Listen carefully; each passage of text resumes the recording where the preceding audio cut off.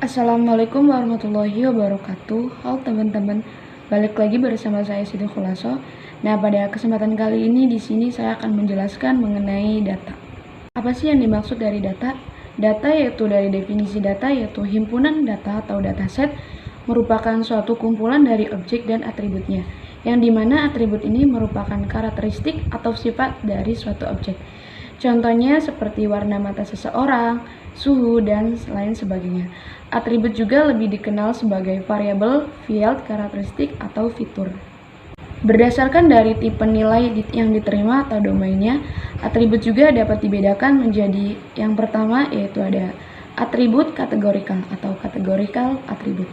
Salah satu tipe yang dimana domainnya merupakan simbol himpunan berhingga, contohnya itu seperti jenis kelamin, status, dan pendidikan. Dimana domain jenis kelaminnya itu seperti laki-laki perempuan, domain statusnya itu seperti menikah atau belum menikah, dan domain pendidikannya seperti SD, SMP, SMA, D3, S1, S2, S3, dan seterusnya. Yang kedua yaitu ada atribut numerik atau numerik atribut. Suatu atribut yang dimana domainnya berupa bilangan real atau integer. Contohnya seperti umur dan gaji. Domain umur sama dengan domain gaji dan sama dengan bilangan real positif. Untuk atribut numerik ini dapat dibedakan menjadi dua, yaitu yang pertama ada interval. Untuk jenis atribut ini yaitu mempunyai sifat bahwa perbedaan antara nilai-nilainya sangat berarti.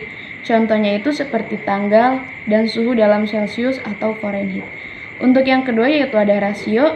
Dalam atribut jenis ini baik beda maupun rasio itu sangat berarti. Contohnya itu seperti suhu dalam Kelvin, panjang, waktu, dan jumlah. Oleh karena itu, kita dapat menyatakan bahwa orang yang berumur 20 tahun itu 2 kali lebih tua dari orang yang berumur 10 tahun. Selanjutnya yaitu atribut berdasarkan jumlah nilainya dibedakan menjadi dua. Yang pertama yaitu ada atribut diskrit. Atribut ini hanya menggunakan sebuah himpunan nilai berhingga atau himpunan yang tak terhingga, yang dimana dapat dihitung. Contohnya itu seperti zip kode dan jumlah atau himpunan kata dalam kumpulan dokumen. Yang kedua yaitu ada atribut kontinu. Atribut ini menggunakan bilangan real sebagai nilai atribut. Contohnya seperti suhu, ketinggian, atau berat. Karakteristik umum himpunan data atau dataset itu sebagai berikut. Yang pertama yaitu ada dimensionality. Dimensionalitas dari sebuah dataset merupakan jumlah atribut yang dimiliki oleh objek-objek dalam dataset. Data dengan jumlah dimensi kecil mempunyai kecenderungan berbeda secara kualitatif dibanding dengan data dimensi tinggi. Kesulitan yang berhubungan dengan data dimensi tinggi sering disebut dengan curse of dimensionality. Untuk itu, pada tahap pre-processing perlu dilakukan pengurangan dimensi atau dimensionality reduction. Selanjutnya yaitu ada sparsity. Untuk beberapa data set, misalkan data dengan fitur asimetris, yang dimana kebanyakan atribut dari suatu objek itu mempunyai nilai 0 dan biasanya kurang dari 1%, sehingga mempunyai nilai tidak 0. Sparsity juga mempunyai keuntungan dalam waktu komputasi dan penyimpanan data. Yang selanjutnya yaitu ada resolution.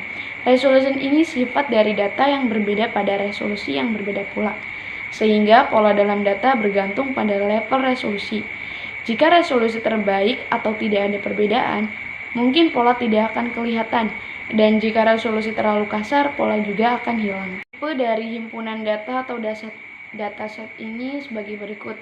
Yang pertama ada record data. Record data yaitu data yang terdiri dari sekumpulan record, yang dimana masing-masingnya ini terdiri dari satu set atribut yang tetap. Berikut yang termasuk dalam tipe data records yaitu sebagai berikut. Yang pertama yaitu ada data matriks, yang kedua ada data dokumen, yang ketiga yaitu ada data transaksi. Untuk tipe data selanjutnya yaitu ada data graph, yaitu data yang terdiri dari simpul atau node dan rusuk atau edge, yang dimana termasuk dalam data graph ini diantaranya itu seperti HTML, links dalam www atau struktur molekul. Selanjutnya yaitu ada data terurut atau ordered data, yaitu data-data yang memperhatikan urutan nilai-nilainya. Contohnya itu seperti genomic sequence data atau spatiotemporal data. Oke teman-teman, mungkin hanya itu yang dapat saya sampaikan. Kurang lebihnya mohon maaf. Wassalamualaikum warahmatullahi wabarakatuh.